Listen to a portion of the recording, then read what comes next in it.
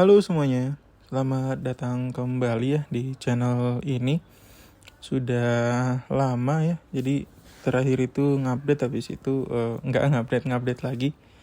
Jadi kesempatan kali ini dengan rebranding ya, dengan membawa nama baru, di sini saya akan share sedikit tentang multi-tenant di Laravel. Ya, intinya multi-tenant ini adalah arsitektur yang memisahkan resource dan database berdasarkan domain atau user.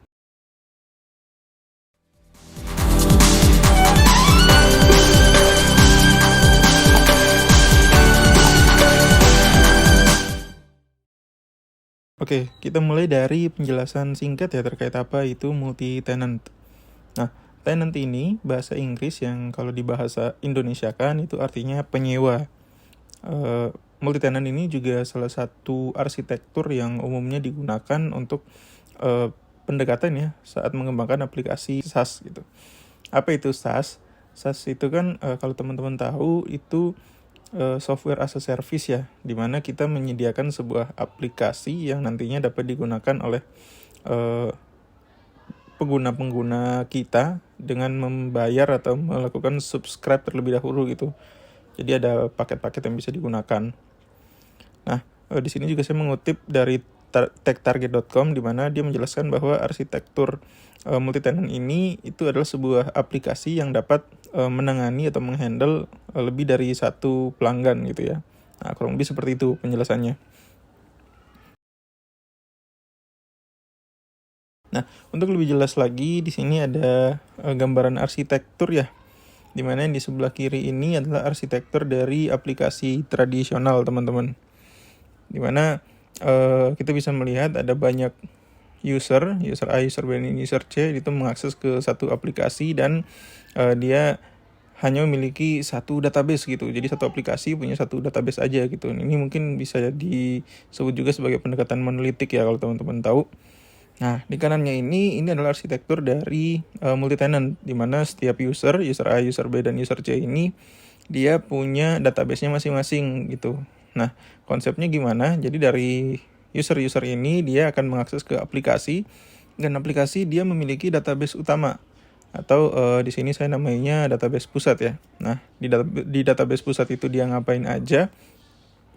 Itu dia melakukan mapping dan dan melakukan mapping sehingga kita bisa tahu nih si user A ini dia database-nya yang ini, user B database-nya yang ini ya, gitu-gitu. Nah, di database pusat juga kita bisa menghandle beberapa fungsi ya. Misalnya teman-teman butuh melakukan atau menyediakan fitur registrasi ya. Jadi ada user A atau customer baru gitu melakukan registrasi, nah itu di handle-nya di database pusat gitu. Nanti tinggal di-mappingkan ke database-nya masing-masing. Nah, terus juga bisa melakukan monitoring terhadap database-nya para user dan masih banyak lagi ya yang bisa kita lakukan gitu di database pusat ini. Nah, kurang lebih seperti itu singkatnya ya terkait arsitektur dari multi-tenant. Nah, ini di kesempatan kali ini ya saya mungkin akan share sedikit terkait bagaimana kita bisa meng-setup aplikasi atau project Laravel kita sehingga bisa mendukung pendekatan multi-tenancy, teman-teman. Di sini kita bisa menggunakan, ada banyak ya library atau package di luar sana yang bisa digunakan, tapi di sini saya akan share sedikit bagaimana kita menggunakan tenancy for Laravel sehingga kita bisa menerapkan arsitektur multi-tenant di aplikasi kita. Nah, mungkin untuk bisa mengikuti teman-teman di sini ada beberapa yang harus diperhatikan. Yang pertama, teman-teman harus mengerti basic dari Laravel itu sendiri. Lalu teman-teman juga sudah menginstal Composer di laptopnya masing-masing dan sudah menginstal PHP 8 ya.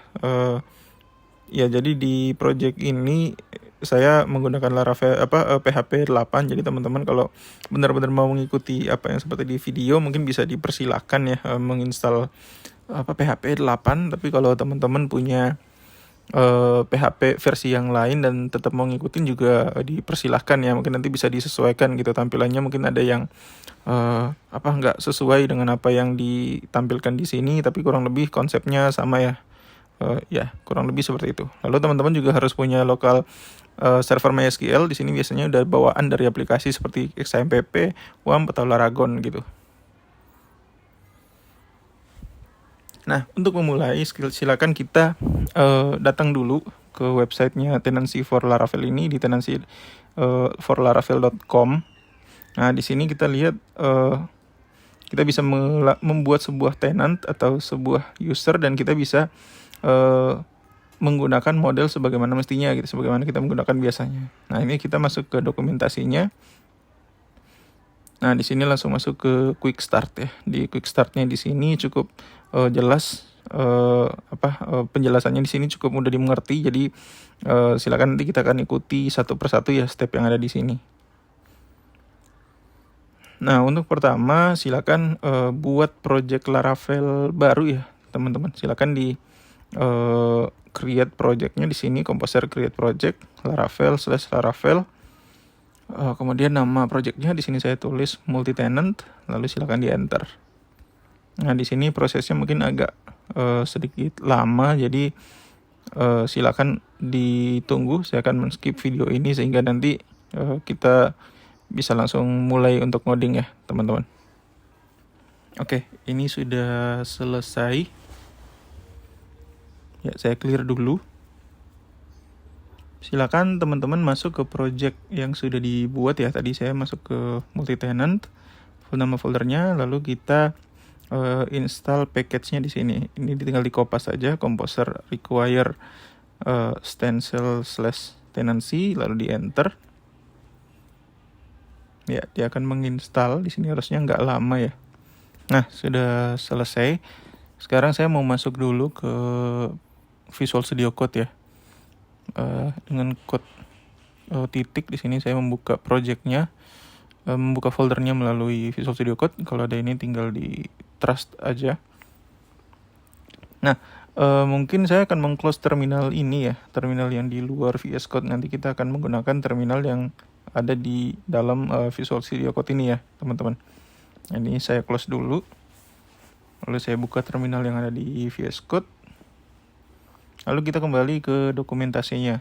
Nah, di sini setelah kita install package-nya, kita akan melakukan PHP artisan tenancy install ya, untuk mengekstrak file-file yang ada di package-nya itu. Nah, ini kita install. Sini kita bisa lihat dia membuatkan file, ada config /tenancy PHP, lalu ada routes-nya juga. Nanti aplikasi-aplikasi tenant itu dia mengarahkan atau referensinya dari routes yang ini ya. Kemudian ada service provider-nya juga, dan ada migration-nya juga. Nah, kurang lebih seperti itu ya, teman-teman. Selanjutnya kita akan melakukan migrate ya. Dimana kalau kita lihat di sini di folder database itu di migration sudah ada file migration yang di generate oleh tenancy ini ya. Nah, di sini mungkin saya akan menghapus dulu yang create user ini migrationnya. Oh ya, di sini ada tabel, ada folder tenant ya. Nanti untuk database-nya masing-masing user itu akan kita taruh di sini migrationnya gitu.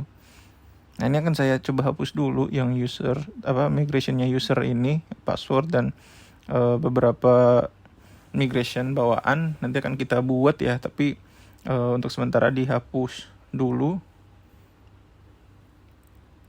Nah, ketika sudah dihapus, silakan kita bisa langsung melakukan migrate ya. Nah, tapi kita kayaknya perlu config dulu ya. Kita ke env dulu untuk config database-nya. Nah, di sini silakan disesuaikan ya nama database-nya. Nah, nanti yang kita taruh di sini itu adalah database sentral gitu. Di sini saya pakai Laragon, jadi database-nya nanti bisa kita store dari MySQL yang di host di Laragon ini ya. Kalau teman-teman pakai XMPP juga nggak masalah gitu. Nah, di sini masih kosong. Tadi kalau teman-teman ingat ada DB pusat ya, di sini yang kita buat itu DB pusatnya gitu. Di sini saya namakan sentral.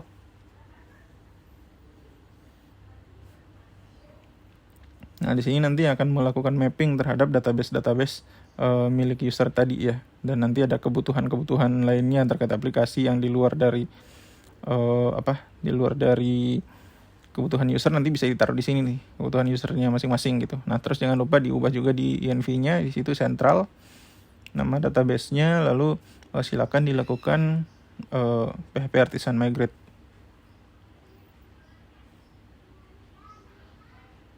Nah, di sini sudah berhasil. Ini personal access token, ini kayaknya default ya. Nggak apa-apa, kita abaikan dulu ya, nggak kita gunakan. Nah, di sini setelah kita refresh harusnya ada 2 database baru ya. Itu ada domains dan 2 tabel baru, ada domain dan tenants di sini. Nah, domain di sini nanti dia akan mapping berdasarkan domain ya. Misalnya nanti ada user A gitu, nanti mengaksesnya di domain a.www.a.blablabla.com gitu misalnya. Lalu di sini juga ada tabel tenants yang mengisi beberapa config mungkin ya, ada beberapa informasi dari masing-masing tenant itu. Nah, selanjutnya kita akan mengisi route service provider ya, yang ada di config/app.php. Ini di copy aja yang paling bawah dari dokumentasinya, kita copy, kita masuk ke config/app.php ya.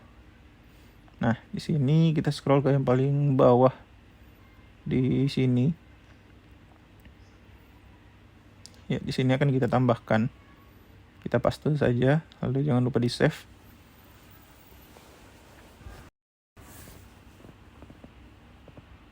Nah, selanjutnya kita akan membuat model dari tenant ya.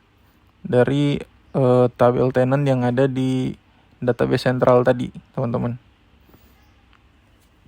Ya, yang ini.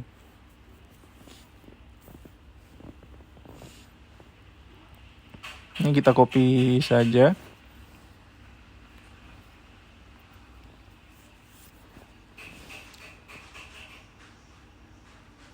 Lalu kita masuk ke projectnya di VS Code dan kita buat model baru ya, PHP Artisan Make Model Tenant. Nah, di sini silakan dibuka modelnya tenant.php, lalu saya replace gitu dengan apa yang ada di dokumentasinya, saya paste.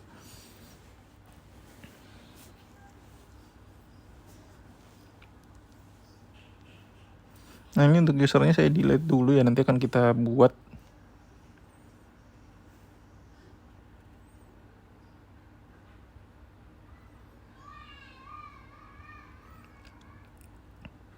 Nah, selanjutnya kita mereplace atau mengeset value tenant model ya, default tenant model kita dengan yang barusan kita buat gitu. Itu ada di config/tenancy.php ya, yang ada di sini. Itu kita kopas aja nama modelnya beserta namespace dan ini ya, satu full gitu ya, namespace dan nama kelasnya kita taruh di sini. Kemudian yang atas ini kita hapus saja karena tidak digunakan. Selanjutnya di save. Lalu kita akan menyiapkan ya, atau mengkonfigurasi default route service providernya Laravel gitu. Ya, kita akan menambahkan beberapa metode baru di sini. Ini metodenya untuk memisahkan gitu ya. Sudah disiapkan gitu, kita bisa memisahkan dari sentral, aplikasi sentral dan aplikasi tenant gitu. Nah, ini silakan masuk aja ke route service provider. Nah, di sini defaultnya dari Laravel ya. Ini akan kita ubah. Ini akan saya copy semua metode-metodenya ini. Ya, silakan di copy. Lalu ditaruh di paling bawah ya, di situ.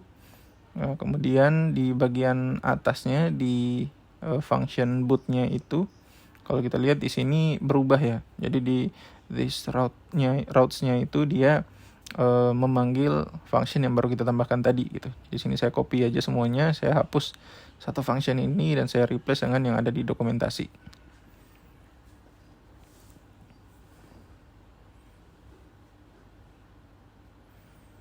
Oke, selanjutnya ini kalau teman-teman perlu ngeset central domain ya, kalau ada pengaturan DNS mungkin di lokalnya teman-teman itu bisa silakan disesuaikan. Tapi secara default juga kita bisa mengeset secara default sudah ada ya pakai localhost gitu di sini. Jadi tanpa perlu mengotak-atik pun kita bisa melanjutkan gitu. Nah, selanjutnya tenant routes.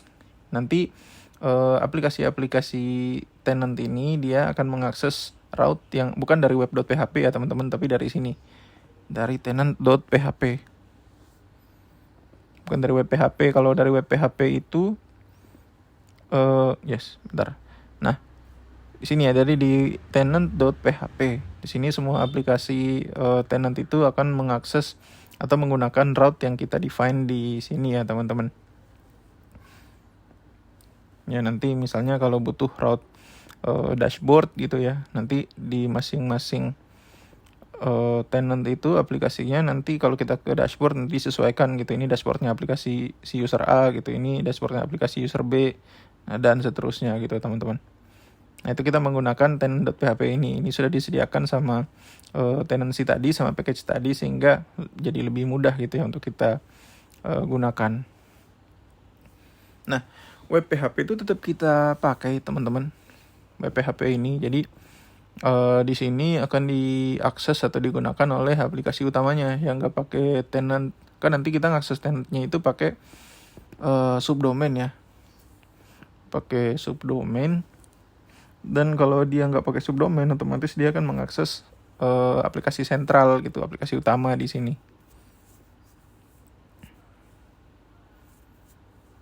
Nah, itu nanti masih bisa kita gunakan yang web.php ini ya teman-teman. Oke, selanjutnya. Nah, selanjutnya kita akan mencoba membuat tenant baru ya, teman-teman. Nah, tadi mungkin karena sudah saya hapus yang model PHP sama sama migration-nya, ini kita coba buat dulu. Kita akan coba untuk membuat migration baru ya, nanti biar bisa disesuaikan gitu sama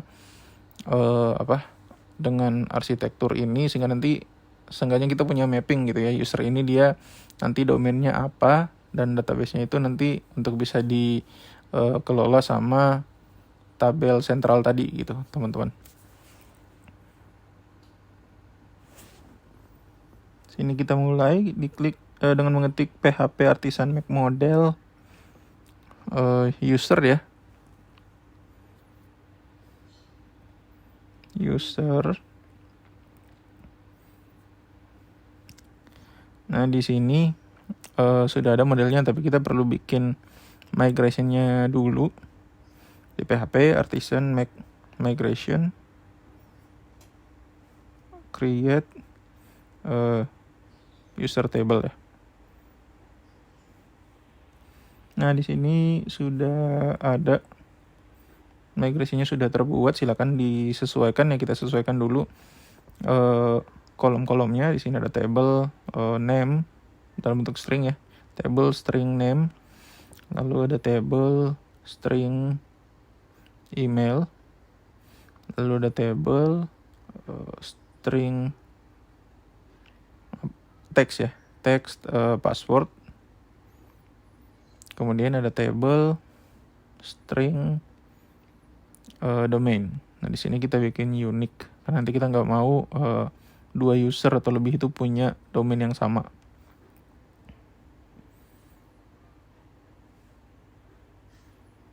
Oke. Selanjutnya kita PHP Artisan Migrate ya, untuk menjalankan migration ini.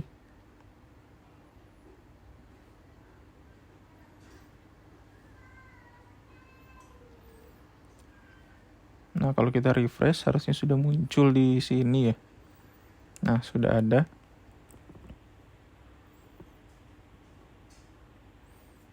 Oke, datanya masih kosong.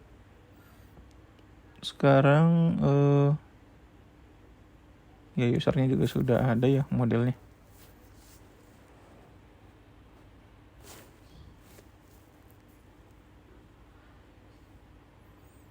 Nah,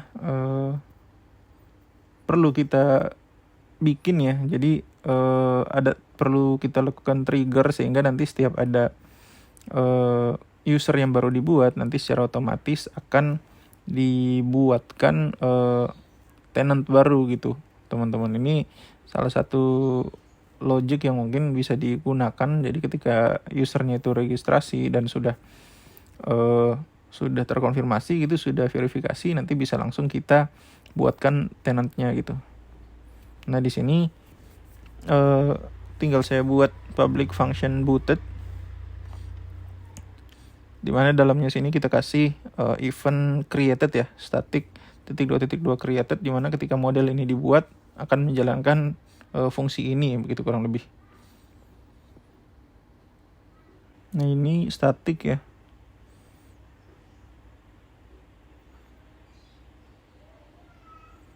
Oke, terus created. Nah, di sini di fungsinya itu kita kasih parameter user, dimana dia adalah instance dari model yang baru dibuat ya, atau data yang baru kita buat gitu.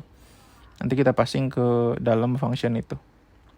Ini kita kopas aja bagaimana cara membuat tenantnya.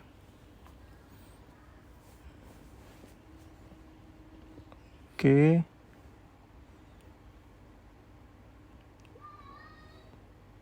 Ini ya. Oke. Kita ubah dulu di sini jadi user tenant misalnya.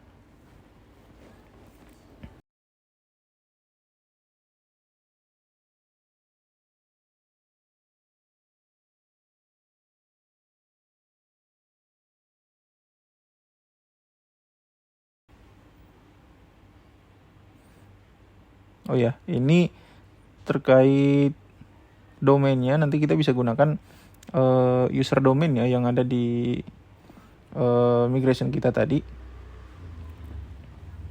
Ini kita copy dulu, lalu kita taruh di sini. Oke, user tenant, panah, domain, terus create domain. Nah, ntar di sini kita hapus dulu namespace-nya karena dia di satu namespace ya di sini. Sama-sama di app model. Nah, ini masih hardcode, jadi kita coba bikin parameterize, dimana domainnya itu sesuai dengan apa yang kita insert ya tadi. Lalu kita taruh dengan central domainnya itu. Tadi kan kita ngesetnya localhost ya. Ini coba kita bikin jadi parameterize di env. Saya akan coba nambahkan entry baru ya di sini, namanya app central domain gitu, localhost. Nanti kalau teman-teman mau deploy atau udah punya domain sendiri, nanti bisa disesuaikan di sini. Oke, ini localhostnya saya hapus, saya concat ya sini dengan mengambil env dari app central domain. Lalu di tenansinya juga tadi di sini saya hapus aja biar bisa kita ubah secara parameterize ya, nggak perlu hardcode. Ambilnya dari env app central domain, dan kalau misalnya nggak ada kita kasihnya localhost gitu.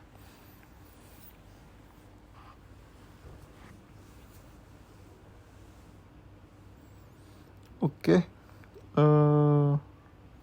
saya kira itu. Mungkin sekarang kita coba masuk ke Tinker ya untuk bisa kita coba buat usernya.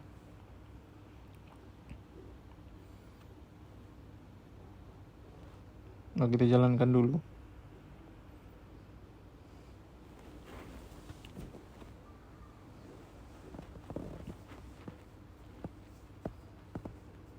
Oh iya, ini masih pakai port 8080 ya teman-teman. Tadi kalau kita lihat domain kita nggak ada portnya ya. Jadi untuk tidak menggunakan port di sini serafnya itu kita kasih 80, sehingga secara default dia tahu lah kalau ini tuh portnya HTTP ya, defaultnya HTTP. Tapi di sini Apache saya lagi nyala di Laragon, jadi saya matikan dulu. Nanti bisa nabrak ya nanti antara dari Laragon sama dari PHP Artisan Serve gitu. Nah, sekarang sudah saya matikan yang di Laragon, harusnya sudah muncul di sini ya. Nah, ini adalah halaman landing page. Ini ini karena sudah kita set di web.php-nya ini ya tadi, teman-teman.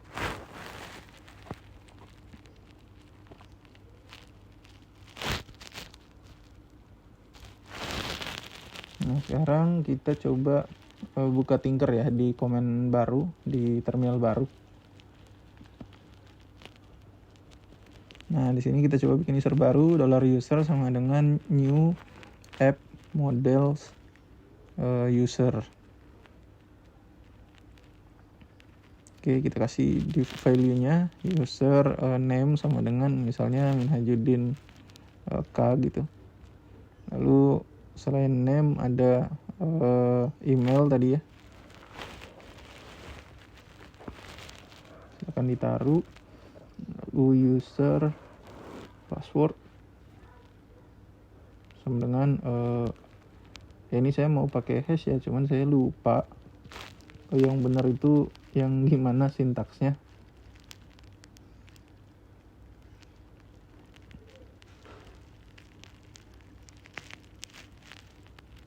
Ya mungkin kita bisa pakai default dulu ya, atau kita bisa pakai plain text dulu teman-teman. Ini bukan praktik yang bagus, cuma untuk keperluan development ya, nanti teman-teman bisa menggunakan ini dulu, plain text teman-teman. Atau kalau teman-teman tahu dan mau langsung nyoba pakai hash juga silakan ya, saya lupa sih.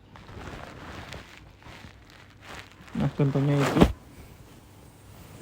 Terus kita kasih domain juga ya. Domain sama dengan misalnya ya ini domain saya lah contohnya. Nah, ketika sudah dibuat, nah di sini akan saya save. Harusnya sebentar.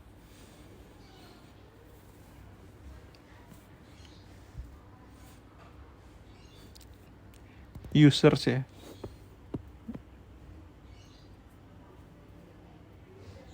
Oke. Ya di sini tabelnya user tapi di migrationsnya users tadi ya teman-teman. Sorry. Maksudnya dari modelnya itu dia ngebacanya pakai S gitu ya waktu kita bikin model. Nah, jadi di sini migrationsnya perlu kita tambahin S jadi users.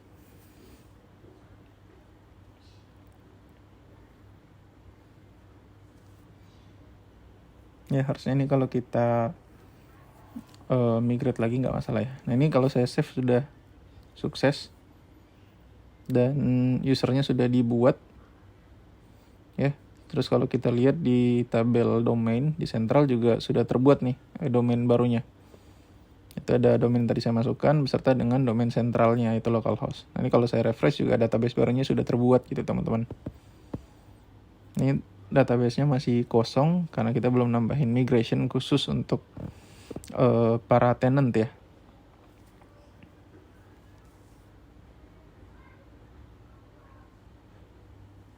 Nah, kalau untuk mengubah nama itu format namanya tuh di sini teman-teman. Format nama database-nya itu ada prefix, lalu tenant ID. Makanya di sini jadi langsung Minhajuddin gitu ya. Nah, ini saya mau coba tambahin underscore ya biar nanti kelihatannya lebih rapih gitu. Jadi nanti tenant underscore domainnya nanti apa gitu namanya. Oke, mungkin itu. Selanjutnya kita akan bikin migration untuk database tenant ya, teman-teman. Ini saya clear dulu. Silakan dibuat PHP artisan make migration create param ya. Ini contohnya param table. Ini hanya untuk pengetesan sederhana. Oke, di sini sudah ada tabel params ya. Ini saya masukkan ke dalam folder tenant gitu yang ada di migration sini teman-teman. Supaya nanti ketika kita run migration untuk tenant nanti yang dieksekusi hanya dalam folder ini aja gitu. Nah, di sini saya tambahkan table string key ya. Jadi nanti primary key-nya itu string, nama kolomnya key, dan juga ada text value di sini.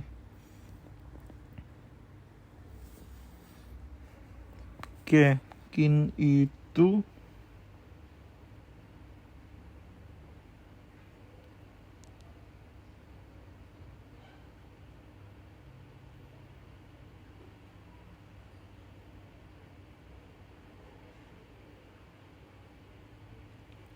ya, mungkin itu ya.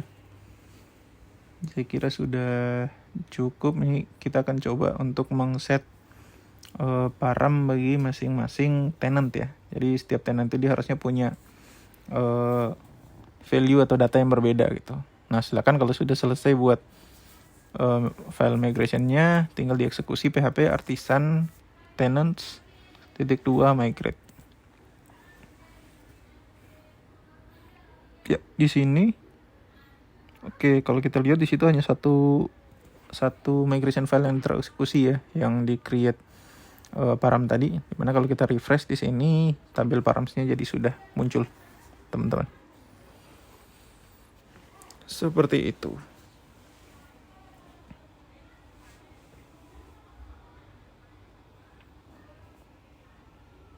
Oke, sekarang mungkin saya coba bikin user baru kali ya.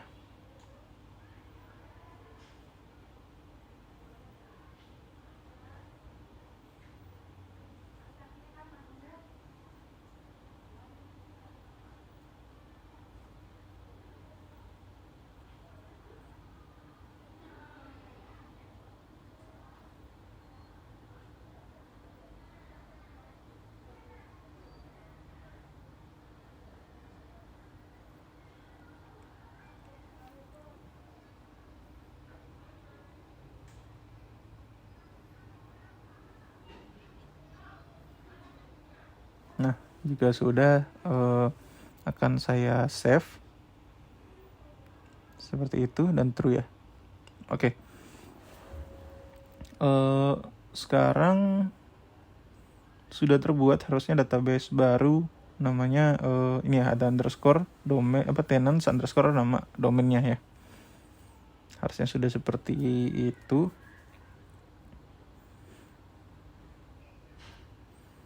Sekarang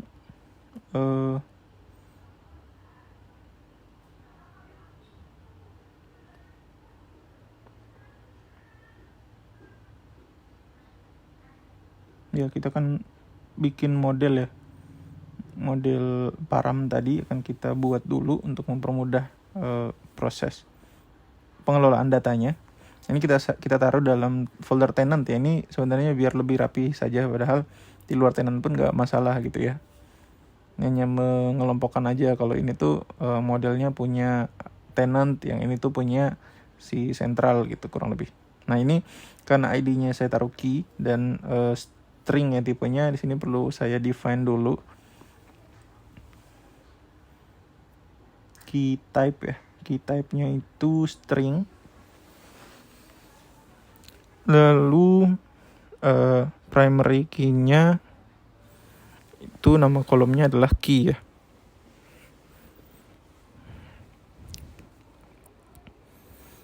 Ya, harusnya cukup.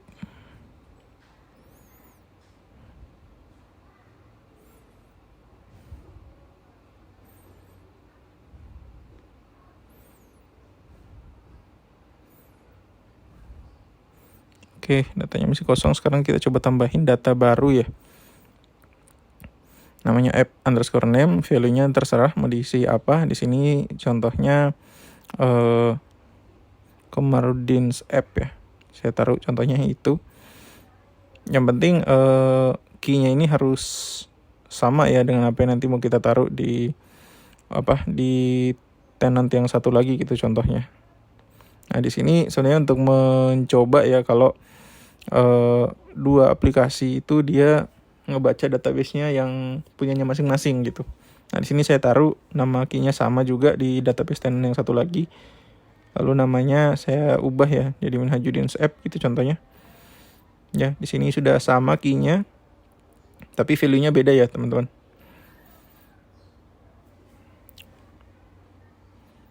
Nah sekarang kita masuk ke tenant.php yang ada di routes. Yang ini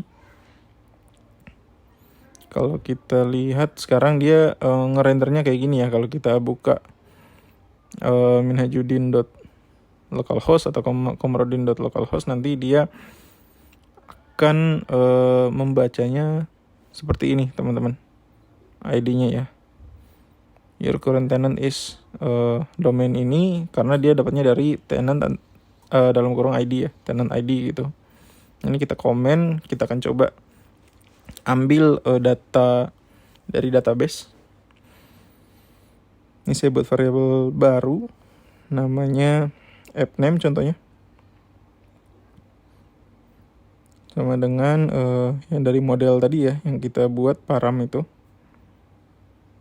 Kita find, kita ambil datanya API app key gitu ya. Oh ini belum kita import dulu.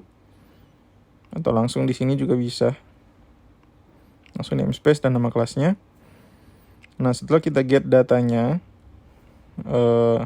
kita akan ngeprint ya. Kita taruh di, kita tampilkan gitu di halamannya. Nah, return, Anda sedang mengakses terus nama aplikasinya ya, appname.value contohnya. Nah value ini didapat dari kolom value yang di sini ya teman-teman, yang di tabel paramnya punya tenant.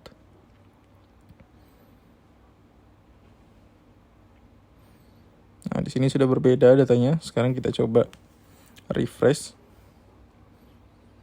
Dan maaf ternyata typo ya, harusnya appname teman-teman. Di sini malah saya tulis app key. Oke. Jika sudah dan kita refresh, nanti dia akan membaca sesuai dengan yang ada di database-nya masing-masing teman-teman. Ya, ini Komarudin Nursi app, Komarudin Nursis app. Lalu di sini Minhajudin's app ya. Ini sesuai dengan domain yang kita set tadi. Database-nya sama, cuman dipisahkan menjadi database yang berbeda ya. Isinya sama maksudnya. Lalu cara penggunaannya pun sama gitu. Kita pakai model seperti biasa yang ada di Laravel gitu. Kita bisa pakai Eloquent dan lain-lain. Mungkin itu ya. Ini sekarang kita masuk ke landing page-nya juga di localhost biasa, yang di central juga dia bisa ya. Bisa kita pisahkan dengan aplikasi tenant gitu. Nah mungkin itu teman-teman yang bisa saya share di kesempatan kali ini. Terima kasih, semoga bermanfaat. Sampai jumpa di video-video lainnya ya teman-teman. Terima kasih.